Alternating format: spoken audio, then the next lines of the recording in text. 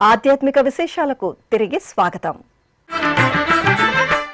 చిత్తూరు జిల్లా నగరి నియోజకవర్గం కూనమరాజుపాలెంలోని శ్రీ మహాలక్ష్మి ఆలయం ఆధ్యాత్మిక సౌగంధాలను వెదజల్లింది. అమ్మవారి సన్నిధిలో జ్యేష్ఠమాసం పౌర్ణమి తిథిని పురస్కరించుకుని ప్రత్యేక కార్యక్రమాలు జరిగాయి. గర్భాలయంలో నయన మనోహరంగా వేంచేసిన సిరులను కురిపించే శ్రీ మహాలక్ష్మీదేవికి శ్రీ లక్ష్మీనారాయణుల ఉత్సవమూర్తులకు అర్చకులు సంకల్ప పూజలతో సకల ఉపచారాదులతో నేత్రపర్వంగా పంచామృతాలు, పండ్ల రసాలు, పరిమళ భరిత ద్రవ్యాలతో అభిషేకాలను నిర్వహించారు.